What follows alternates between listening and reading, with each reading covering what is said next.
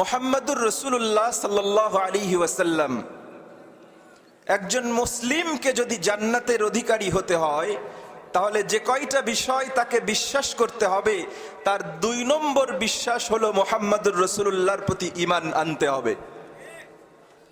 আল্লাহকে গোটা বিশ্বের অনেক মানুষ বিশ্বাস করে, খ্রিস্টানদের অনেকেই আল্লাহকে বিশ্বাস করে, কিন্তু তারা কি জান্নাতে যেতে পারবে? কেন পারবে না? কারণ মুহাম্মাদুর রাসূলুল্লাহ সাল্লাল্লাহু আলাইহি ওয়াসাল্লামের প্রতি তাদের ঈমান নাই। সে কারণে তারা দুনিয়ায় যতই আল্লাহকে বিশ্বাস করুক না কেন, যতই ভালো কাজ করুক না কেন, মাদার তেরেসার মতন জীবনটা মানব সেবায় বিলিয়ে যতই দিক না কেন, তাদের কশ্চিন কালেও জান্নাতের সুঘ্রাণ পেতে হবে না। ঠিক কিনা ভাই? প্রিয় ভাইরা, ঈমানের দ্বিতীয় অংশ হলো মুহাম্মাদুর রাসূলুল্লাহর প্রতি ঈমান।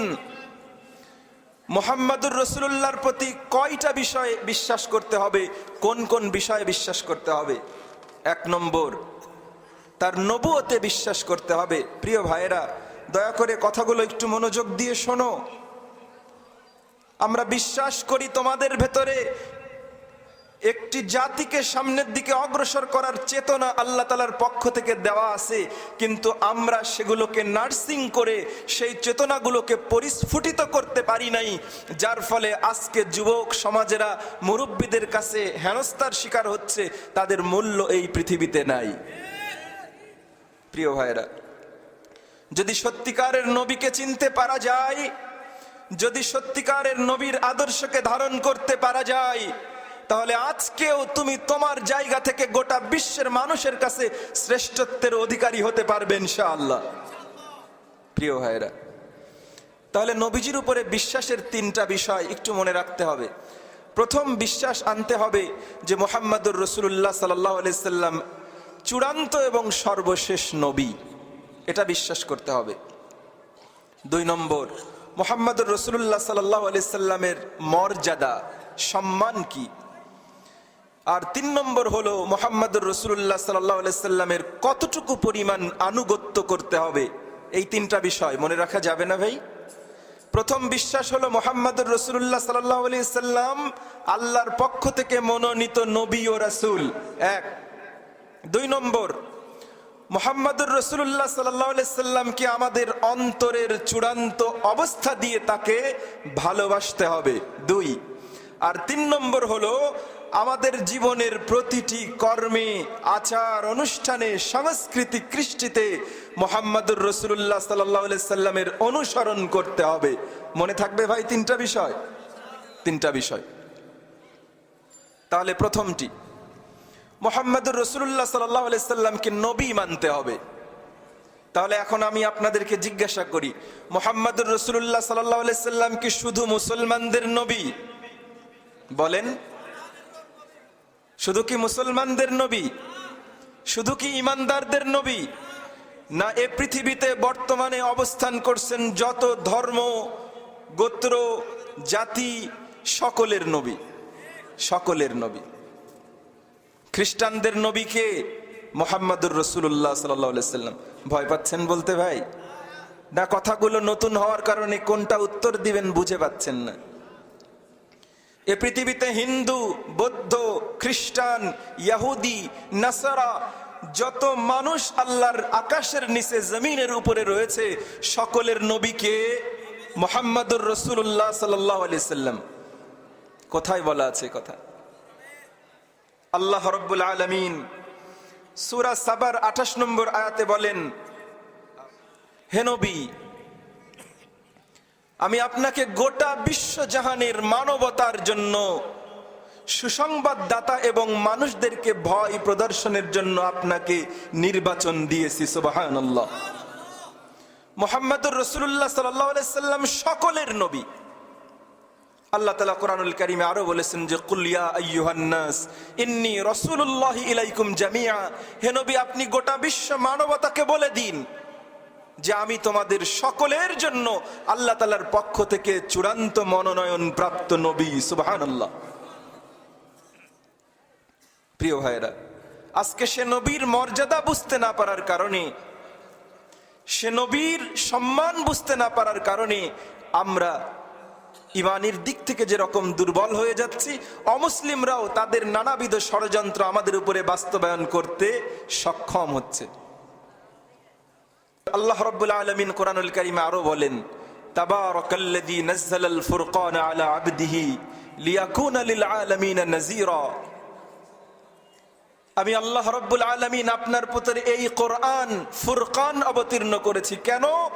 লিয়াকুনা লিল আলামিন নাযীরা, যেন আপনি এই কোরআনুল কারীম দ্বারা গোটা বিশ্ব মানবতাকে সতর্ক করতে পারেন, তাদেরকে ভালো মন্দ চেনাতে পারেন, মন্দের ব্যাপারে তাদেরকে সতর্ক করতে পারেন। সেই কারণে আল্লাহ তাআলা কি পাঠিয়েছেন? কোরআন। আল্লাহ রাব্বুল আলামিন কোরআনুল কারীমে অন্যত্র বলেছেন যে ওয়ামা আরসালনাকা ইল্লা রাহমাতাল লিল আলামিন, হে নবী আমি আপনাকে গোটা বিশ্ব মানবতার জন্য রহমত স্বরূপ পাঠিয়েছি। সুবহানাল্লাহ। কাল কিয়ামতের ময়দানে কঠিন অন্ধকারাচ্ছন্ন যে সময় এসে যাবে, প্রতিটি নবী পর্যন্ত প্রতিটি মানুষ উদ্বেগ উৎকণ্ঠায় দুশ্চিন্তায় তাদের শরীর ঘামের ভেতরে যখন হাবুডুবু খেতে থাকবে, যার পাপ যত বেশি হবে সে তত বেশি ঘামের ভেতরে হাবুডুবু খেতে থাকবে। কারো পা পর্যন্ত, কারো হাঁটু পর্যন্ত, কারো নাভি পর্যন্ত, কারো বক্ষ পর্যন্ত, কেউ গোটা ঘামের ভেতরে দুশ্চিন্তা আর উৎকণ্ঠায় হাবুডুবু খেতে থাকবে, বলতে থাকবে নফসি নফসি নফসি, হায় আমার কি হবে, আমার কি হবে। এক এক নবীর উম্মতেরা এক এক নবীদের কাছে ছুটে ছুটে যাবে, মূসা আজকে আপনি আমাদের জন্য, আমরা আপনাকে অনুসরণ করেছিলাম, আজকে আল্লাহর দরবারে আমাদের জন্য সুপারিশ করে আপনি বিধি ব্যবস্থা করেন। মূসা বলবে যে ভাই, ফেরাউনের বাড়িতে যখন লালিত পালিত হতাম, একদিন একটা লোকের উপরে শুধু হাত তুলেছিলাম, মারা গিয়েছিল, আমি তাকে মারতে চাইনি, আমি অনিচ্ছাকৃতভাবে আমার দ্বারা একটা হত্যা হয়ে গেছে। আজকে যদি আল্লাহ আমাকে ধরে ফেলেন তাহলে আমি আল্লাহর কাছে কি জবাব দেব? আজকে তোমাদের জন্য আমার কিচ্ছু করার নেই, সামনে যাও। ঈসা আলাইহিস সালামের কাছে যাবে গোটা মানবতা, ঈসা আলাইহিস সালাম বলবেন যে আমার কিছু করার নেই, সামনে যাও। এই ভয়াবহ পরিস্থিতিতে একমাত্র শাফাআতকারী হিসেবে থাকবেন কে? মুহাম্মাদুর রাসূলুল্লাহ সাল্লাল্লাহু আলাইহি ওয়াসাল্লাম। প্রিয় ভাইরা, সেই নবীর শাফাআত যদি পেতে হয় তাহলে তাকে চিনতে হবে না ভাই? তাকে চিনতে হবে। তাহলে তার প্রথম চেনাটা কি?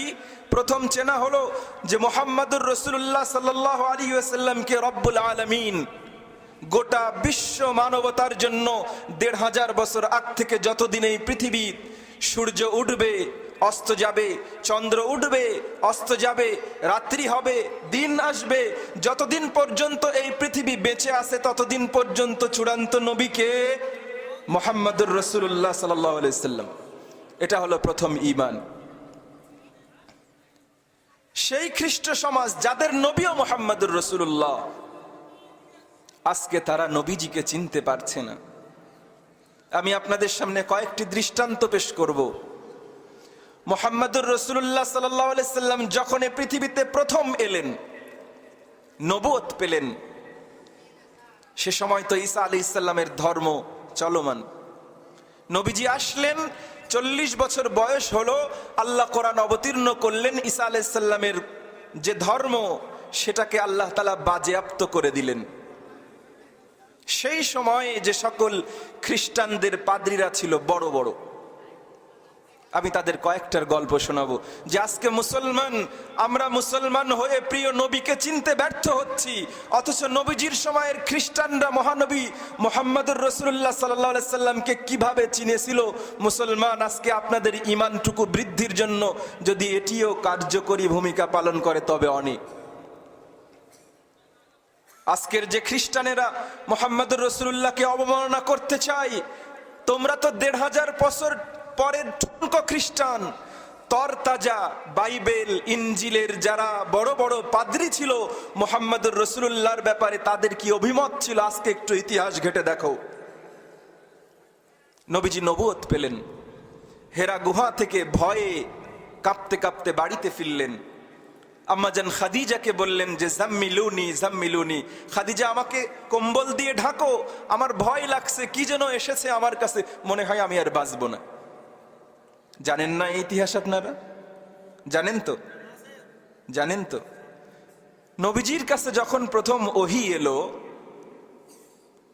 নবীজি অনেকদিন অপেক্ষমান ছিলেন। হঠাৎ করে ঘেরা গুহায় যেদিন জিবরাইল আলাইহিস সালাম আসলেন, প্রথম দেখে নবীজি ঘাবড়ে গিয়েছিলেন। বিস্তারিত বলার সুযোগ নেই, আমি ওদিকে যেতেও চাচ্ছি না। খাদিজা রাদিয়াল্লাহু তাআলা আনহা কি করলেন? নবীজিকে বললেন যে ভয় পেয়েন না, আপনি যে সকল কাজ করেন, দরিদ্রদেরকে সাহায্য করেন, মানুষের জন্য আপনি এগিয়ে যান, মানুষকে মেহমানদারি করেন, মানুষের বিপদে পথ চলেন, নিজে উপার্জন করে অন্যকে সহযোগিতা করেন, কাজেই আপনি এমন কোনো ভয় পাবেন না, কশ্চিন কালেও আপনাকে আল্লাহ তাআলা লাঞ্ছিত করবেন না। মুহাম্মদুর রাসূলুল্লাহ, আপনার কোনো ভয় নেই। সুবহানাল্লাহ। তারপরেও যেহেতু এরকম একটা কিছু হলো, খাদিজা রাদিয়াল্লাহু তাআলা আনহার চাচা ওয়ারাকা ইবনে নাউফেল, তিনি খ্রিস্টানদের সেই সময়ের জাজিরাতুল আরবের একজন বড় খ্রিস্টান পাদ্রী ছিলেন। খাদিজা রাদিয়াল্লাহু তাআলা আনহা বললেন যে আপনাকে নিয়ে চলেন আমার চাচাতো ভাইয়ের কাছে যাই, তিনি ইনজিলের একজন বড় পাদ্রী, আগের ধর্মের একজন বড় হুজুর, তার কাছে আপনাকে নিয়ে যাই এবং আপনার অবস্থা তাকে বলি। ওয়ারাকা ইবনে নাউফেল, যিনি খ্রিস্টান পাদ্রী ছিলেন, নবীজিকে জিজ্ঞাসা করলেন যে কি কি হয়েছে আপনার।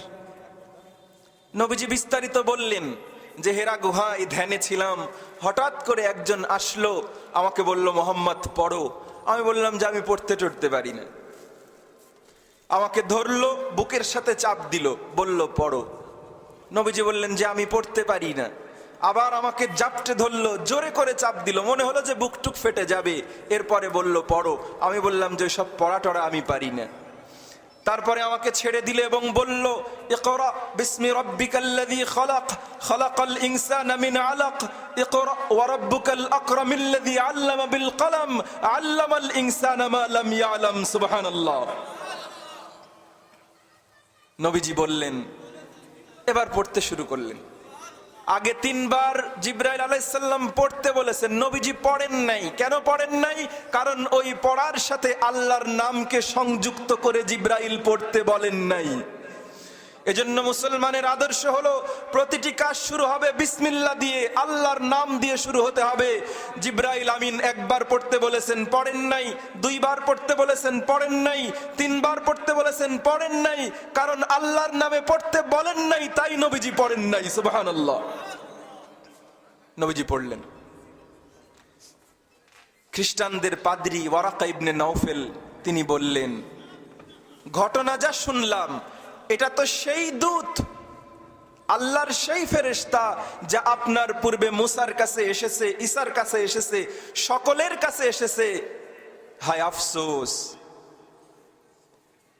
যেদিন আপনার গোত্রের মানুষেরা আপনাকে বের করে দেবে, যদি আমি সেদিন উপস্থিত থাকতাম, আনসুরুকা নাসরাম মুআজ্জারা, তাহলে আমি আপনাকে সর্বস্ব দিয়ে আপনাকে সহযোগিতা করতাম। নবীজি বলছেন আওয়া মুখরিজিয়া, আমাকে আমার দল বের করে দেবে, আমাকে আমার জাতি আমার দেশ ছাড়া করবে। যে আমাকে গোটা আরবের মানুষ আল আমিন জানতো, বিশ্বাসী বলতো, সত্যবাদী বলতো, আমার কাছে তাদের ব্যাংকের মুনাফাগুলো রেখে যেত, অর্থগুলো আমানত রাখতো, আমাকে বের করে দেবে আমার জাতি। ওয়ারাকা ইবনে নাউফেল খ্রিস্টান পাদ্রী বললেন যে হ্যাঁ, আপনাকে আপনার জাতি বের করে দেবে। এজন্য তাওহীদের কথা বললে, একত্ববাদের কথা বললে, সত্যের পক্ষে কথা বললে স্বজাতির মানুষেরা যে বের করে দেয়, এই ইতিহাস আজকে নতুন নয়। প্রিয় ভাইরা, ওয়ারাকা ইবনে নাউফেল নবীজির প্রতি ঈমানের স্বীকৃতি দিলেন। রাসূলুল্লাহ সাল্লাল্লাহু আলাইহি সাল্লাম আরেকটু বড় হলেন,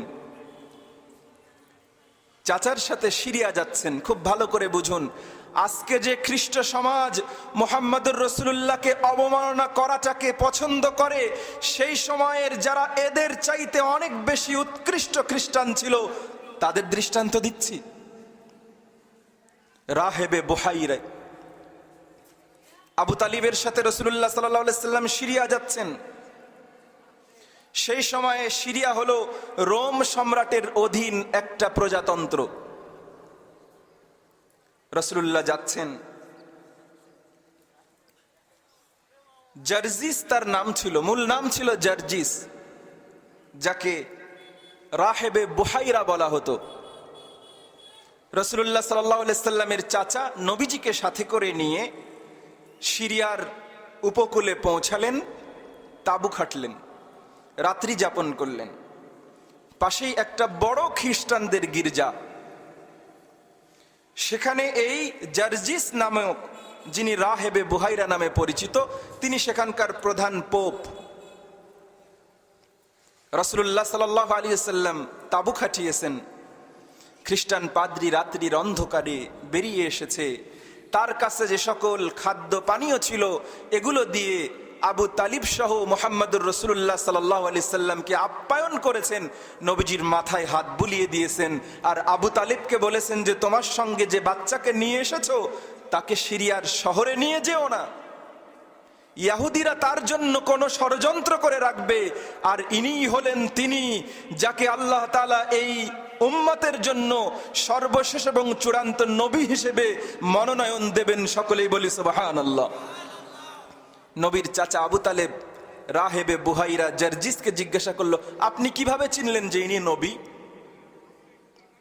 রাহেবে বুহাইরা বলছেন যে আমাদের পূর্ববর্তী ধর্মগ্রন্থে তার ব্যাপারে জেনেছি, আর আপনি যখন আজকে এই শিশু বালককে সাথে নিয়ে সিরিয়ার পথে অগ্রসর হয়েছেন, তখন এই পথের সমস্ত গাছ এবং পাথর মুহাম্মদুর রাসূলুল্লাহ সাল্লাল্লাহু আলাইহি সাল্লামের সম্মানে সিজদা অবনত হয়েছে।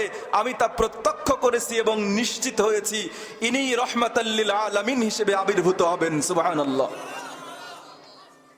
শুধু তাই নয়, আমি তার পেছনে এই ঘাড়ের এখানে একটা ছোট্ট মোহরে নবুয়ত দেখতে পেয়েছি। আল্লাহ তাআলা নবীজির এই গর্দানের ঘাড়ের এখানে কবুতরের ডিমের মতন একটা অতিরিক্ত গোশতপিণ্ড দিয়েছিলেন, যে ব্যাপারে আল্লাহ তাআলা পূর্ববর্তী ধর্মগ্রন্থতে নবীকে চেনার একটা দৃষ্টান্ত, চিহ্ন, আলামত দিয়েছেন বলে আগের ধর্মগ্রন্থগুলোতে আল্লাহ তাআলা জানিয়ে দিয়েছিলেন। প্রিয় ভাইরা, আজকের খ্রিস্ট সমাজ যারা মুহাম্মদুর রাসূলুল্লাহকে ধৃষ্টতা প্রদর্শন করে, তাদের উত্তরসূরি এবং তাদের চাইতে যোগ্যতম উত্তরসূরিরা মুহাম্মদুর রাসূলুল্লাহর প্রতি ঈমানও এনেছিল। সুবহানাল্লাহ। যদি শুধু অমুসলিমদের স্বীকৃতিগুলো উল্লেখ করা যায়, রাতের পরে রাত চলে যাবে, শেষ হবে না। আপনাদের মনে আছে নবীজি ঈমানের দাওয়াত দিলেন, মক্কার মানুষেরা ঈমান গ্রহণ করতে শুরু করলো, কুরাইশরা অকুণ্ঠ অত্যাচার চালাতে শুরু করলো। অত্যাচারের স্টিম রোলার চলতে শুরু করলে রাসূলুল্লাহ সাল্লাল্লাহু আলাইহি সাল্লাম কিছু মানুষদেরকে হাবেশায়, বর্তমানে ইথিওপিয়া, ওই ইউরোপের পূর্ব প্রান্ত যেখানে ঘানা, আফ্রিকা, কালো কুৎসিত মানুষগুলোর বসবাস, সেই অঞ্চলের বাদশা ছিলেন বাদশাহ নাজ্জাশী। নবীজি তার ব্যাপারে জানতেন যে বাদশাহ নাজ্জাশী খ্রিস্টান হলেও সে মানুষের প্রতি জুলুম করে না, অত্যাচার করে না, নিপীড়ন চালায় না। যখন মক্কায় মুসলমানদের বসবাস করা বড় কঠিন হয়ে যেতে লাগলো, নবীজি অনুমতি দিলেন যে তোমরা যদি চাও তাহলে হাবেশায়, বর্তমানে ইথিওপিয়া, যার রাজধানীর নাম আদ্দিস আবাবা, সেখানে চলে যেতে পারো। মুসলমানরা কয়েকবার, বিশুদ্ধ মতে 2 বার, প্রথমবার 12 জন পুরুষ 4 জন নারী তারা হিজরত করলেন। রাতের অন্ধকারে তারা ঈমান এবং ইসলাম নিয়ে হিজরত করে মক্কা মুকাররমা ছেড়ে হাবশার উদ্দেশ্যে লোহিত সাগর পার হয়ে চলে গেলেন। আল্লাহ তাআলা মুসলমানদেরকে সাহায্য করলেন। মুসলমানরা নদীর পাড়ে গিয়ে দেখে বড় 2টা স্টিমার দাঁড়িয়ে আছে, যা তাদের বাণিজ্য কাফেলা এনেছিল। মুসলমানরা ওই স্টিমারে চড়লেন এবং অপর প্রান্তে গিয়ে হাবশায় উপনীত হলেন। সুবহানাল্লাহ। কুরাইশদের মাঝে যখন খবর ছড়িয়ে পড়ল যে মুসলমানদের একটা দল মক্কা ছেড়ে তারা হাবশার উদ্দেশ্যে চলে গেছে, তারা ঘোড়া নিয়ে যখন ছুটলো, এসে দেখে যে নদীর ধারে আর কেউ নেই, তারা ওপারে পার হয়ে গেছেন। কিন্তু তাদের ভেতরের যে হিংসা, ঈর্ষা, এটা থামলো না। তারা বলল এবার হাবশার বাদশাহ নাজ্জাশীর কাছে প্রতিনিধি পাঠাতে হবে, তাদেরকে রিটার্ন নিয়ে আসতে হবে এবং মক্কার মাটিতে তাদেরকে জুলুমের, অত্যাচারের স্টিম রোলার চালাতে হবে। তারা পাঠালো। আমর ইবনুল আস রাদিয়াল্লাহু তাআলা আনহু তখন তিনি ঈমান আনেননি, আর আব্দুল্লাহ ইবনে রাবিআ, এই 2 জন কূটনৈতিক ব্যক্তিকে হাবশার বাদশাহ নাজ্জাশীর কাছে পাঠানো হলো। কেন?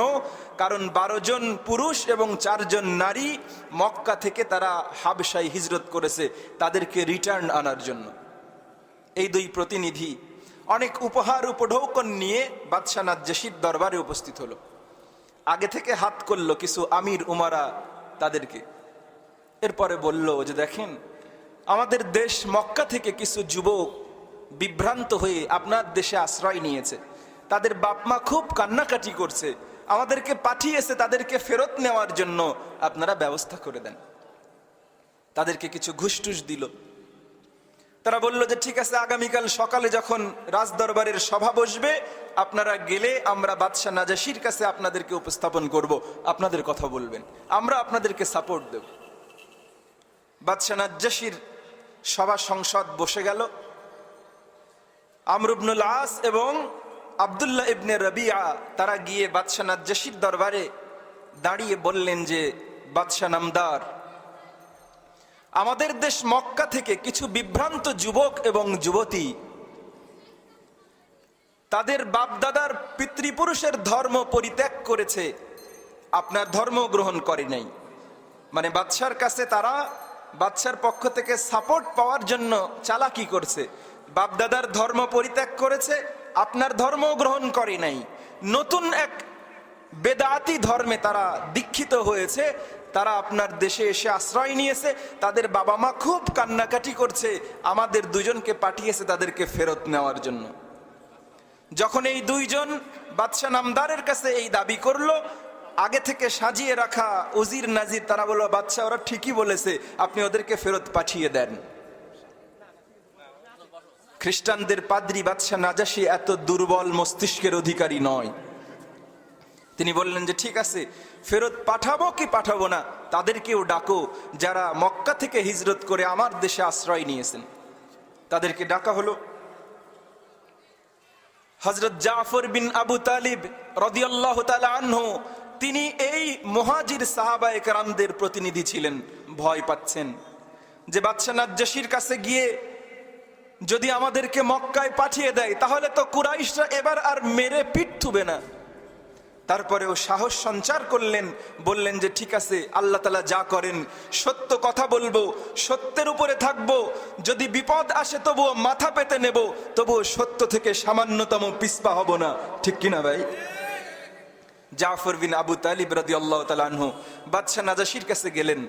এরপরে তিনি বললেন যে আমরা অতীতে মূর্তি পূজা করতাম, এক আল্লাহকে স্বীকার করতাম না, মদ জুয়ায় লিপ্ত থাকতাম, নারীদের আমাদের সমাজে নারীর কোনো মূল্য ছিল না, জুয়ার আসর বসতো, নগ্নতা উলঙ্গপনা বেহায়াপনায় আমাদের সমাজ ছেয়ে গেছে, সুদ এবং ঘুষ আমাদের সমাজের রন্ধে রন্ধে ঢুকে গেছে। এমত অবস্থায় আল্লাহর রসুল আবির্ভূত হয়েছেন, তিনি আমাদেরকে সঠিক দিন চিনিয়েছেন, আমাদেরকে মিথ্যা বলতে মানা করেছেন, মানুষকে ফাঁকি দিতে নিষেধ করেছেন, আত্মীয়তার সম্পর্ক অটুট রাখতে বলেছেন, একমাত্র আল্লাহর ইবাদত করতে বলেছেন, মিথ্যা কথা বলতে পরিহার করতে বলেছেন, আমানতের খিয়ানত করতে নিষেধ করেছেন। আমরা তার উপরে বিশ্বাস স্থাপন করেছি, যার ফলে মক্কার কুরাইশিরা আমাদের উপরে অত্যাচার চালিয়েছে। আপনার এই ভূখণ্ড নিরাপদ মনে করে আমাদের নবী আপনার এখানে আমাদেরকে হিজরত করতে আদেশ দিয়েছে, আমরা আপনার এখানে আশ্রয় গ্রহণ করেছি, হে বাদশাহ নামদার। বাদশাহ সবকিছু শুনলেন। এরপরে বাদশাহ জিজ্ঞাসা করলেন যে তোমাদের ভেতরে ইমানের দাবি করছে, তোমরা যার ব্যাপারে বলছো যে তিনি নবী হয়েছেন, তিনি যে সকল কথা বলেন সেখান থেকে আমাকে একটু পড়ে শোনাবে? হযরত জাফর বিন আবু তালিব রাদিয়াল্লাহু তাআলা আনহু কোরআনুল কারীমের কিছু অংশ যখন তেলাওয়াত করে শোনাতে শুরু করলেন, বাদশাহ নাজ্জাশী সহ তার সমস্ত উজির নাজিররা অঝোর ধারায় অশ্রু বিসর্জন দিয়ে ক্রন্দন করতে থাকলেন, যেন তারা কোরআনুল কারীমের মতি এবং মাধুর্যে পাগল পারা হয়ে কোথায় হারিয়ে গিয়েছিলেন, তাদের কোনো চেতনা ছিল না। সকলেই বলি সুবহানাল্লাহ। এটা হলো কোরআনের সৌন্দর্য। বাদশাহ নাজাশী বললেন যে তোমাদের জন্য কোনো ভয় নেই, দুশ্চিন্তা নেই, আজ থেকে তোমরা আমার এই রাজ্যে স্বাভাবিকভাবে বিচরণ করতে থাকো, তোমাদের কোনো ভয় ডর নেই। তাদেরকে বের করে দিলেন, যাও আজ থেকে তোমরা আমার অঞ্চলে নিরাপদ। কিন্তু যে দুই কূটনৈতিক ব্যক্তি তাদেরকে ফিরিয়ে আনতে গিয়েছিল তারা তো হেরে গেল। তারা নতুন ফন্ডি আটলো যে আজকে তো মুহাম্মাদের কথা বলে কাজ হলো না, কালকে যেহেতু এই পাদ্রী বাদশাহ নাজ্জাশী যেহেতু ঈসা আলাইহিস সালামের অনুসরণ করে, কালকে ঈসা আলাইহিস সালামের ব্যাপারে এমন কথা বানিয়ে বলবো যে বাদশাহ নাজ্জাশী তাদের উপরে রাগান্বিত হয়ে তাদেরকে আমাদের সাথে ফেরত তো দেবেই, আরো লাঞ্ছনা গঞ্জনা সহ দেবে। পরের দিন সকালে আবার বাদশার দরবারে হাজির। এরপরে তারা যেরকম চাতুরতা নিয়ে বলার বলল, বাদশাহ তাদের প্রতি রাগান্বিত হয়ে বলল, এরপরে যদি আমার দেশে ফিরে আসা মানুষদের ব্যাপারে একটা কটু কথা বলো তাহলে এর জন্য তোমাদের উপরে জরিমানা ধার্য করা হবে। সুবহানাল্লাহ। প্রিয় ভাইয়েরা, আজকের খ্রিস্ট সমাজ চিনতে পারেনি, কিন্তু সেই সময়ের খ্রিস্ট সমাজ নয়, খ্রিস্টানদের লিডারেরা মুহাম্মদুর রাসূলুল্লাহ সাল্লাল্লাহু আলাইহি সাল্লামকে চিনেছিল। আজকে তাদেরকে বলতে চাই যে তোমাদের পূর্বপুরুষেরা যেই নবীকে চিনতে পেরেছিল, আজকে তোমাদের অজ্ঞতা এবং মূর্খতা তার থেকে তোমাদেরকে দূরে সরিয়ে দিয়েছে। তোমরা তাদের প্রতি অনুসরণ করো, নবী মুহাম্মদুর রাসূলুল্লাহকে চেনার চেষ্টা করো। আরেকটা কথা বলেই আমি অন্যদিকে যাব। মুহাম্মদুর রাসূলুল্লাহ সাল্লাল্লাহু আলাইহি সাল্লামকে যে সময় মুসলমানেরা চিনতে ব্যর্থ হচ্ছে, আজকে লাঞ্ছনা গঞ্জনার শিকার হতে শুরু হয়েছে। কিন্তু রাসূলুল্লাহ সাল্লাল্লাহু আলাইহি সাল্লামের সময়ে যারা খ্রিস্টান পাদ্রী ছিলেন, সেই সময়ের যারা রাজা ধীরাজ ছিলেন, তারা পর্যন্ত মুহাম্মদুর রাসূলুল্লাহকে চিনেছেন, তাদের স্বীকারোক্তি দিয়েছেন, শুধু আন্দাজে নয়, পরীক্ষা গ্রহণ করে নিয়েছেন। গোটা বিশ্বের রাজা ধীরাজ, বাদশাহ, সুপ্রিম পাওয়ারের অধিকারী সম্রাট হিরাক্লিয়াস, রোমের রাজা ধীরাজ, ভালো করে শুনুন, সহিহ বুখারীতে বর্ণিত হয়েছে, এনসাইক্লোপিডিয়া ব্রিটানিকাতে, এনকার্টাতে, উইকিপিডিয়াতে একটু সার্চ দিয়ে দেখবেন সম্রাট হিরাক্লিয়াসের প্রতাপ, ক্ষমতা, সুপ্রিম পাওয়ার কত বিশ্বব্যাপী কতটা ব্যাপ্তি ছিল। রাসূলুল্লাহ সাল্লাল্লাহু আলাইহি সাল্লাম হযরতে দাহিয়াতুল কালবি রাদিয়াল্লাহু তাআলা আনহুকে দিয়ে রোমের রাজা ধীরাজ হিরাক্লিয়াসের কাছে চিঠি পাঠালেন। রাজা হিরাক্লিয়াস ছিলেন একই সাথে জ্যোতির্বিজ্ঞানী, তিনি নুজুমের ব্যাপারে এক্সপার্ট ছিলেন। দাহিয়াতুল কালবি রাদিয়াল্লাহু তাআলা আনহু নবীজির চিঠি নিয়ে হিরাক্লিয়াসের দরবারে দিলেন। তারা পূর্ব থেকেই নবীজির আগমনের বিষয়গুলো তাদের ধর্মগ্রন্থের আলোকে জানতেন। হিরাক্লিয়াস চিঠি পাওয়ার পরে তার তো মস্তিষ্ক ঘুরে গেল যে মুসলমানদের নবী, যিনি জাজিরাতুল আরবে মক্কা মুকাররমায় এই উপত্যকায় আবির্ভাব হবেন, তিনি এসে গেছেন। তখন সিরিয়া, বর্তমানের সিরিয়া রোমের অধীন, তিনি রোম থেকে সিরিয়াতে চলে আসলেন। খুব ভালো করে শুনুন ভাইয়েরা, গোটা বিশ্বের সুপ্রিম পাওয়ার যেরকম আজকে জো বাইডেন, মুহাম্মদুর রাসূলুল্লাহর আবির্ভাবের বিষয়টি জানতে পেরে তিনি সেখান থেকে রোম থেকে সিরিয়াতে চলে আসলেন। সিরিয়ার যে গভর্নর ছিল তাকে তিনি জিজ্ঞাসা করলেন, তোমাদের এখান থেকে জাজিরাতুল আরব মক্কা উপত্যকা কত দূর? এত দূর। সেই অঞ্চলের কোনো মানুষ কি এইখানে আসে? ব্যবসা বাণিজ্য কোনো কাফেলা আসে কি? সিরিয়ার গভর্নর বললেন যে হ্যাঁ, আসে এখানে। মক্কার সাথে আমাদের বাণিজ্যিক সম্পর্ক রয়েছে। হিরাক্লিয়াস বললেন, যদি ওই জাজিরাতুল আরবে মক্কার কোনো মানুষ এই সিরিয়াতে আসে, তাহলে তাদেরকে আমার সঙ্গে দেখা করার ব্যবস্থা করো, অথবা মক্কার কোনো ব্যবসায়ী প্রতিনিধিকে চিঠি লেখো যে তারা যেন সিরিয়ার ইলিয়া নামক জায়গায় এসে রাজা ধীরাজ হিরাক্লিয়াসের সঙ্গে দেখা করে, আর তারা যেন একজন না আসে, একটা দলবল সাথে করে যেন তারা আসে। আবু সুফিয়ান রাদিয়াল্লাহু তাআলা আনহু তিনি তখনও ইসলাম গ্রহণ করেন নাই। সিরিয়া থেকে আবু সুফিয়ানের কাছে চিঠি লেখা হলো যে মক্কার একটা দল যেন সিরিয়াতে রাজা হিরাক্লিয়াসের সঙ্গে সাক্ষাৎ করে। আবু সুফিয়ান তখন ইসলাম গ্রহণ করেননি, পরে ইসলাম গ্রহণ করেছেন রাদিয়াল্লাহু তাআলা আনহু। অনেকগুলো মানুষকে সাথে নিয়ে সম্রাটের সঙ্গে দেখা করার জন্য সিরিয়াতে ইলিয়া নামক জায়গায় গেলেন। রাজা হিরাক্লিয়াস তো আর আরবি বোঝেন না, তাহলে একজন অনুবাদক লাগবে, ট্রান্সলেটর লাগবে। তিনি একজন অনুবাদককে ডাকলেন যে ডাকো ওকে। ডাকা হলো, বললেন যে এদেরকে জিজ্ঞাসা করো যে আরব ভূখণ্ডে যে মোহাম্মদ নামে একজন নবীর দাবি করছে, তার মধ্যে যারা এখানে আছে এদের মধ্যে সবচাইতে কাছের মানুষটা কে? তাকে আসতে বলো সামনে। দোহাসী বলল যে তোমাদের মধ্যে মোহাম্মদের সবচেয়ে কাছের মানুষ কে? আবু সুফিয়ান বললেন যে আমি হলাম তার চেয়ে সবচেয়ে কাছের মানুষ, আমার বংশেরই ছেলে, আসো সামনে আসো। রাজা হিরাক্লিয়াস তার পাশে দাঁড় করানো হলো আবু সুফিয়ানকে। এরপরে তিনি দোভাষীকে বললেন সাথে যারা এসেছে তাদেরকে ওনার পেছনে বসাও, লাইন ধরে সবাইকে বসার ব্যবস্থা করো। আমি এই কাছের মানুষ আবু সুফিয়ানকে যে বিষয়ে জিজ্ঞাসা করব, সে যদি সত্য কথা বলে তাহলে তারা চুপ থাকবে, আর যদি আবু সুফিয়ান মিথ্যা কথা বলে তাহলে তার সঙ্গে আসা লোকগুলো তাকে মিথ্যাবাদী মিথ্যাবাদী এ কথা বলবে এবং তারা স্বীকৃতি দেবে যে সে মিথ্যা কথা বলছে। ব্যাস, সবাই পিনপন নীরবতা, চুপচাপ। রাজা ডেকেছেন, গোটা ওয়ার্ল্ডের সুপ্রিম পাওয়ার, সে জানতে চাবে তার কাছে, একদম নীরবতা। এবার হিরাক্লিয়াস গোটা বিশ্বের খ্রিস্ট সমাজের সবচাইতে বড় পাদ্রী, পোপ, সুপ্রিম পাওয়ারের অধিকারী জিজ্ঞাসা করছেন।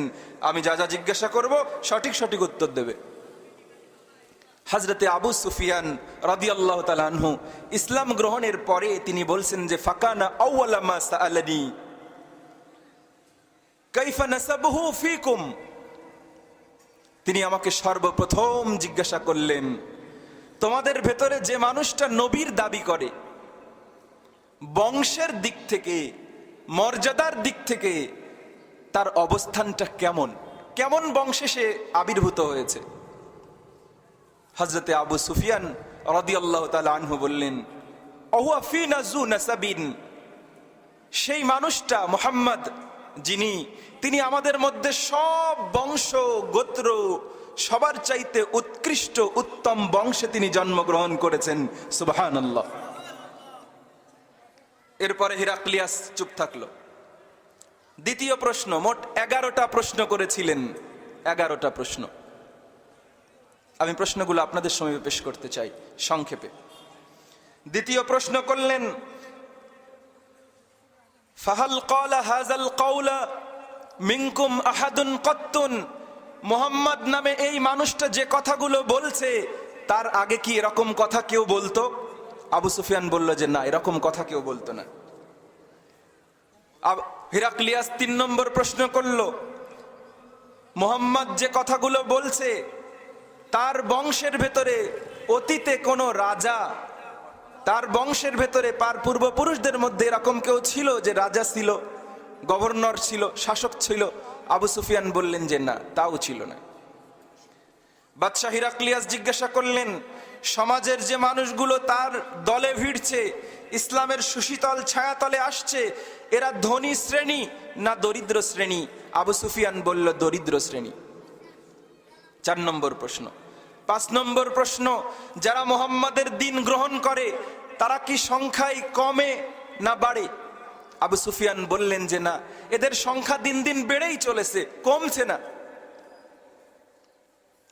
বাদশাহ হিরাক্লিয়াস জিজ্ঞাসা করলেন এরকম কোন ব্যাপার ঘটে যে একবার তার ধর্ম গ্রহণ করে কিন্তু বিরক্ত হয়ে ওই ধর্ম ছেড়ে আবার চলে যায়, এরকম কিছু হয়টাই? আবু সুফিয়ান রাদিয়াল্লাহু তাআলা আনহু বললেন যে না, এরকমও হয় না। 6 নম্বর প্রশ্ন গেল। 7 নম্বর, যেই মানুষটাকে আজকে তোমরা মিথ্যা বলছো, সে যখন এক আল্লাহকে বিশ্বাসের জন্য বলল, মিথ্যা বলতে মানা করলো, মানুষকে ফাঁকি দিতে নিষেধ করলো, আত্মীয়তার সম্পর্ক অটুট করতে বলল, তখন তোমরা তাকে মিথ্যাবাদী বলছো। যখন সে এই ধরনের কথাগুলো বলতো না, তখন কি তোমরা তাকে মিথ্যাবাদী বলতে পারতে?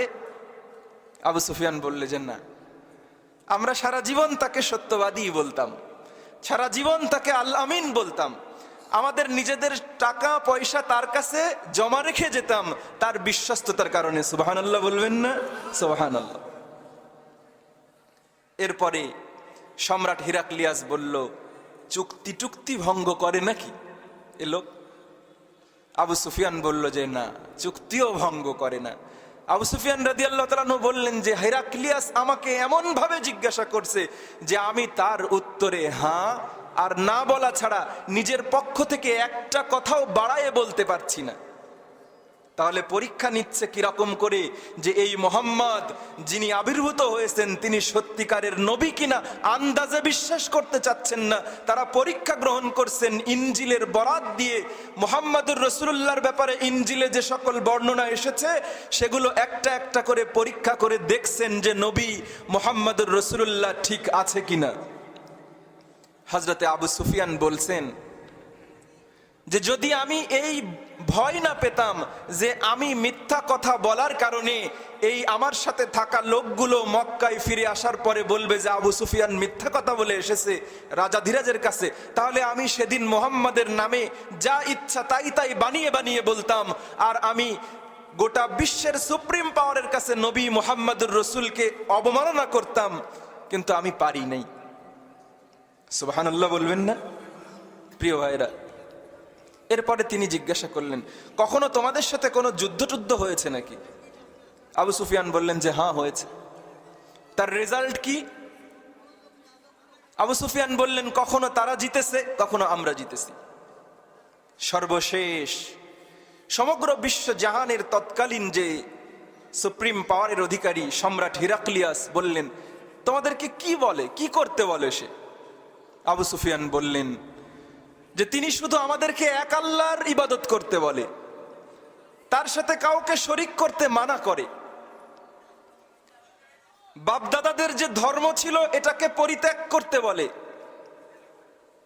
ওয়া'মুরুনা বিস-সালাতি, আমাদেরকে নামাজের আদেশ দেয়, সত্য কথা বলতে বলে, আত্মীয়তার সম্পর্ক রক্ষা করতে বলে, এই আদেশগুলো দেয়। প্রিয় ভাইরা, অনেকক্ষণ ধরে এই কথাগুলো বলছি। এরপরে সম্রাট হিরাক্লিয়াস তার অনুবাদককে বলল যে এবার ওকে শুনতে বলো আমার কথাগুলো। এই 11টা প্রশ্ন যে আমি তাকে করেছি একটা একটা করে তার উত্তর শুনতে বলো। কুরাইশদের এই প্রতিনিধি দলকে আমি যখন জিজ্ঞাসা করেছি সে তার বংশে কেমন, তারা বলেছে সম্ভ্রান্ত। আল্লাহ তাআলা যখন কোন নবীকে পাঠান তখন সমসাময়িক গোটা বিশ্বের সবচাইতে সম্ভ্রান্ত বংশে নবীদেরকে পাঠান। সুবহানাল্লাহ। আমি জিজ্ঞাসা করেছি তার পূর্বে এরকম কথা কেউ বলেছে কিনা, ওরা বলেছে যে না বলেনি। যদি তার পূর্বে এরকম কথা কেউ বলতো তাহলে আমি ধরে নিতাম যে হয়তো বাপ দাদার প্রভাব প্রতিপত্তি দখলের জন্য এরকম তালবাহানা শুরু করেছে, তাও করেনি। আমি তোমাদেরকে জিজ্ঞাসা করেছি তার পূর্বপুরুষের মধ্যে কোনো রাজা ছিল কিনা, তারা বলেছে যে ছিল না, তাহলে সে তাদের পূর্বপুরুষের উত্তরাধিকারীর দাবিদারও নয়। আমি জিজ্ঞাসা করেছি সমাজের উচ্চ শ্রেণী তার অনুসরণ করে না, দুর্বল শ্রেণী, তোমরা বলেছো দুর্বল শ্রেণী। এ পৃথিবীতে যত নবী এসেছেন সমস্ত নবীর উম্মতেরা সমাজের দুর্বল শ্রেণীদের মধ্য থেকেই হতো। আমি তোমাদেরকে জিজ্ঞাসা করেছি যে তার দল বাড়ছে না কমছে, তোমরা বলেছো তার দল বাড়ছে। একবার যদি কেউ ইমানের স্বাদ পেয়ে যায় তাহলে ওই দল ছেড়ে আর কোনোদিন সে মানুষ ইমান থেকে বেরিয়ে যায় না। ইমানের সিক্ততা তাদেরকে এমন ভাবে আচ্ছন্ন করে রাখে, দুনিয়ার সকল লাঞ্ছনা গঞ্জনা অত্যাচার সহ্য করে নাই, কিন্তু ইমান থেকে তারা পদচ্যুত হয় না। সুবহানাল্লাহ। তিনি বললেন, আমি তোমাদেরকে জিজ্ঞাসা করেছি তিনি চুক্তি ভঙ্গ করেন কিনা, তোমরা বলেছে না চুক্তি ভঙ্গ করে না। পৃথিবীতে কোন নবী কখনো চুক্তি ভঙ্গ করতে পারেন না। তিনি উত্তর দিয়ে দিচ্ছেন। আমি জিজ্ঞাসা করেছি তাদের সাথে যুদ্ধ বিগ্রহ হয় কিনা, তোমরা বলেছ হয়। তিনি বলেছেন, তার উত্তর দিয়েছেন। এরপরে তিনি সর্বশেষ যে জিজ্ঞাসা করেছেন তোমাদেরকে কি আদেশ দেয়। তোমাদের উত্তর শুনেছি, এখন আমার কথা শোনো। ফাইন কানা মা তাকুলু হাক্কান ফালইউমসিক ফাসায়ামলিকু মাওজিআ কাদামাইয়া হাতাইনি। আবু সুফিয়ান এবং প্রতিনিধি দল, তোমাদেরকে বলছি, আমি গোটা বিশ্বের রাজাধিরাজ সম্রাট হেরাক্লিয়াস বলছি, শোনো, আজকে আমি তোমাদেরকে যে প্রশ্নগুলো করেছি, আর যদি তোমরা সঠিক উত্তর দিয়ে থাকো, তাহলে আমি গোটা বিশ্বের সম্রাট ঘোষণা করছি। তোমাদের কথা যদি সত্য হয়ে থাকে, তাহলে সেদিন বেশি দূরে নয়, যেদিন আমার এই সিরিয়া, আমার এই রোম, আমার এই ইতালি, ওই আরবের মুহাম্মদুর রাসূলুল্লাহর অধীনে চলে যাবে, আমরা ধরে রাখতে পারবো না। সকলেই বলি সুবহানাল্লাহ। তারা বুঝতে পেরেছিল। তিনি আরো বললেন, ওয়াকাদ কুনতু আ'লামু আন্নাহু খারিজুন, আমি জানতাম যে মুহাম্মদ নামে একজন ব্যক্তি আসবে, কিন্তু ভাবিনি যে তোমাদের ভেতর থেকে তিনি অলরেডি এসে গেছেন। সুবহানাল্লাহ। প্রিয় ভাইরা, তিনি আরো বললেন, যদি আমি জানতাম যে আমি তার কাছে পৌঁছাতে পারবো, তাহলে আমার জীবনের সমস্ত ব্যতিব্যস্ত সমস্ত প্রচেষ্টাকে খরচ করে হলেও আমি তার কাছে পৌঁছে যেতাম। আর যদি আমি তার কাছে থাকতাম, তাহলে অবশ্যই আমি তার পাকে পানি দিয়ে ধৌত করে দিতাম, আমি তাকে সম্মান করতাম, আমি তাকে মর্যাদা দিতাম। সুবহানাল্লাহ। প্রিয় ভাইয়েরা, এই জন্য খ্রিস্টান সমাজের প্রতি আমাদের উদাত্ত আহ্বান, মুসলমানদের ভেতরে দুর্বল ইমানদের প্রতি আমাদের উদাত্ত আহ্বান, সত্যিকারের যদি কোনো ধর্মকে অনুসরণ করে থাকে, তাহলে সে ধর্ম খ্রিস্টান হয় হোক, হিন্দু হয় হোক, বৌদ্ধ হয় হোক, আপনি আপনার ধর্মগ্রন্থ পড়ে দেখুন, হাজারো বিকৃতির পরেও আজও মুহাম্মদুর রাসূলুল্লাহর শ্রেষ্ঠত্বের কথা আপনার কিতাবে লিপিবদ্ধ আছে। জনাবে মুহাম্মদুর রাসূলুল্লাহকে চেনার জন্য আপনার ধর্ম, আপনার কিতাব যথেষ্ট।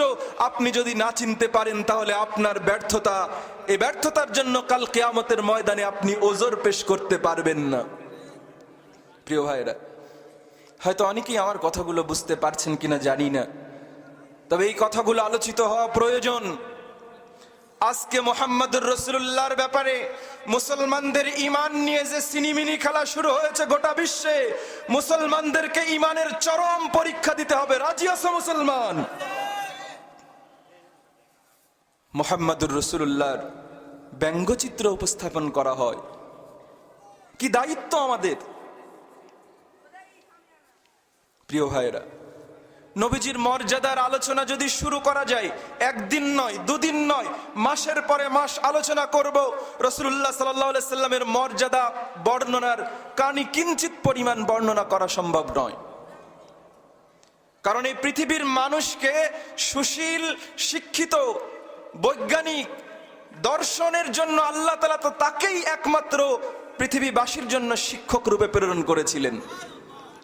প্রিয় ভাইয়েরা, আজকে যারা নবীজির মর্যাদাকে ক্ষুণ্ণ করে, আসলে বুঝতে পারে নাই যে আগুনে হাত দিলে আগুনের কোনো ক্ষতি হয় না, উপরন্তু নিজের হাত পোড়া যায়। হিমালয়ের সাথে মাথা ঠুকরালে হিমালয়ের কিঞ্চিত ক্ষতি হয় না, নিজের মাথা রক্তাক্তই হয় না, নিজের জীবন হারাতে হয়। কোরআনুল কারীম আল্লাহ রাব্বুল আলামিন তার প্রিয় হাবিবের ব্যাপারে বলছেন, রাসূলুল্লাহ সাল্লাল্লাহু আলাইহি ওয়াসাল্লামকে যারা ধৃষ্টতা প্রদর্শন করেছে, তাদের শাস্তি আমাদেরকে দিতে হবে না, মহান মালিকই তাদের শাস্তি দেওয়ার জন্য যথেষ্ট। কিন্তু মুসলমানকে ঈমানের পরীক্ষা দিতে হবে। কেন? কারণ হলো আল্লাহ তাআলা আমাদেরকে মুহাম্মদুর রাসূলুল্লাহর অনুসারী করেছেন। আমরা যদি আজকে ঈমানের পরীক্ষায় উত্তীর্ণ হতে পারি, কাল কিয়ামতের ময়দানে নবীজির সামনে অন্তত নিজের মুখ দেখাতে পারবো। ইয়া রাসূলুল্লাহ, ১৫০০ বছর পরে যখন আপনার উপরে আঘাত এসেছিল, আমাদের কিছুই করার ছিল না, নিন্দা জানিয়েছিলাম, রাস্তায় নেমেছিলাম, স্লোগান দিয়েছিলাম, আপনার ইজ্জতের উপরে আঘাত আসুক এই কষ্টে নিজের বাড়িতে বসে থাকতে পারি নাই, নিজের জায়গা থেকে ন্যূনতম প্রতিবাদ করেছিলাম। ইয়া রাসূলুল্লাহ, আজকে আপনি আমাকে শাফাআতে ভূষিত করে আমার বিপদটাকে দূর করে দেন। অন্তত এতটুকু বলতে পারা যাবে। আর নবীজির অসম্মানের জন্য আল্লাহ তাআলা নিজেই যথেষ্ট তাদের শাস্তি প্রদানের জন্য। ডজন ডজন উপমা আল্লাহ তাআলা কোরআনুল কারীমে কোট করে রেখেছেন। নবীজি যখন ইসলামের প্রথম দাওয়াত দিলেন, টিলার উপরে পাহাড়ের উপরে দাঁড় করলেন, আরবের মানুষদেরকে ডাকলেন। নবীজি বললেন, ইয়া সাবাহা ইয়া সাবাহা। আরবের সব মানুষ টিলার উপরে, উঁচু পাহাড়ের উপরে একত্রিত হলো। নবীজি বললেন, যদি আমি তোমাদেরকে বলি যে পাহাড়ের অপর প্রান্তে তোমাদের শত্রুরা ওত পেতে বসে আছে, বিশ্বাস করবে আমার কথা? সকল মানুষ এক বাক্যে বলল, আল আমিন। তুমি একটা কথা বলবে, আমরা বিশ্বাস করব না? অবশ্যই বিশ্বাস করব। নবীজি তাওহীদের দাওয়াত দিলেন। সর্বপ্রথম চাচা বলল, তাব্বান লাকা ইয়া মুহাম্মদ সাইরাল ইয়াউম। আজকের সারাটা দিন মুহাম্মদ তোমার জন্য ধ্বংস হোক। আলিহাজা জামাআতানা, এই কথা বলবে তাই আমাদেরকে একত্রিত করেছো? আবু লাহাব নবীজিকে একবার ভৎসনা করেছে, মাত্র একবার, তোমার ধ্বংস হোক মুহাম্মদ। আল্লাহ তাআলা কিন্তু সহ্য করেন নাই। আল্লাহ তাআলা সূরা লাহাব অবতীর্ণ করেছেন। এই আবু লাহাবকে কোরআনুল কারিমে আল্লাহ তাআলা তুলে ধরেছেন, কিন্তু সম্মান দিয়ে নয়, অপমান দিয়ে। প্রতিদিন গোটা বিশ্বের কোটি কোটি মুসলমান কোরআনুল কারিমের এই তেলাওয়াত করে, নামাজে ওই আবু লাহাবকে ভৎসনা, অপমান আর লাঞ্ছনা দিতেই থাকে। কিয়ামত পর্যন্ত এই ধারা অব্যাহত থাকবে। সুবহানাল্লাহ বলবেন না?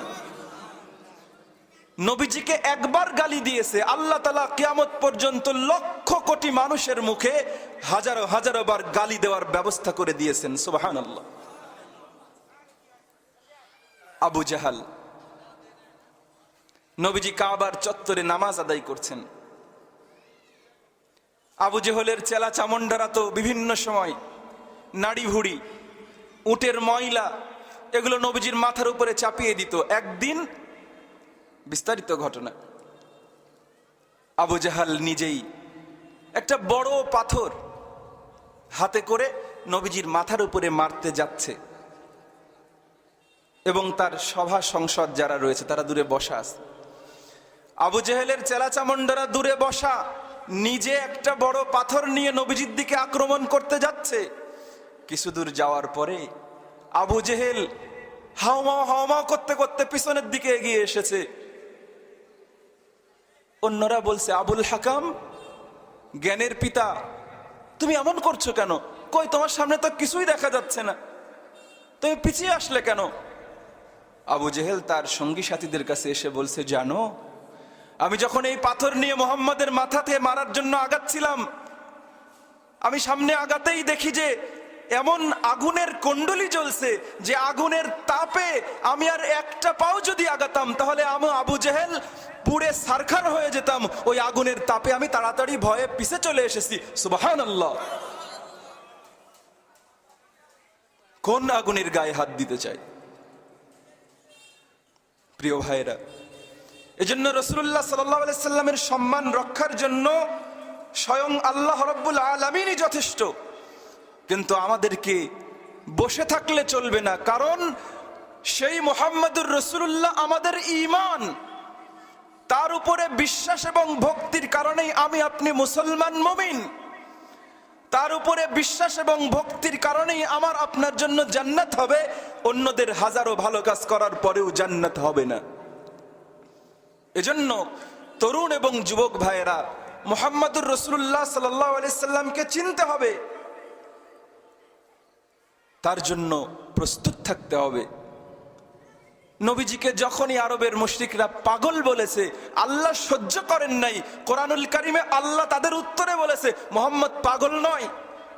মক্কার মানুষ যখন নবীজিকে কবি বলেছে, আল্লাহ আরশে আজিম থেকে সাক্ষ্য দিয়েছেন, মুহাম্মদ কবি হতে পারে না। প্রিয় ভাইরা,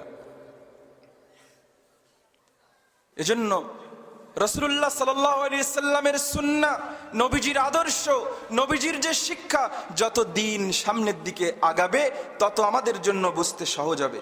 এজন্য আমি শুধু তরুণ এবং যুবক ভাইদেরকে আহ্বান করি, প্রিয় ভাইয়েরা, প্রিয় তরুণ, প্রিয় যুবক, আল্লাহ তাআলা তোমার ভেতরে যে ঈমান দিয়ে পৃথিবীতে পাঠিয়েছেন, তোমার ভিতরে আল্লাহ তাআলা একটা ঈমানের নূর তোমার কলবের ভিতরে আল্লাহ তাআলা দিয়ে পাঠিয়েছেন। আজকে যেখানে তোমার পরিবার দিন শেখায় না, যেখানে তোমার প্রতিষ্ঠান দিন শেখায় না, যেখানে সমাজপতিদের থেকে দিন শেখার সুযোগ নেই, রাষ্ট্র ব্যবস্থা করে দেয় না, কিন্তু তোমাদের প্রতি আমার উদাত্ত আহ্বান, করজোর অনুরোধ, তোমরা হক্কানি আলেম ওলামাদের সোহবত, তাদের সংস্রব, তাদের সঙ্গে মিলে থাকা, তাদের সঙ্গে মিশে থাকা, এই ধারাবাহিকতাকে অব্যাহত রাখবে ভাইয়েরা। বড় কঠিন দিন সামনে এসেছে। মহামারী করোনার মতন এরকম বিপর্যস্ত অবস্থা বিশ্ববাসীকে দেখতে হতো না। আজকে কোরআন এবং সহিহ সুন্নাহ থেকে দূরে সরে যাওয়া এর একমাত্র কারণ।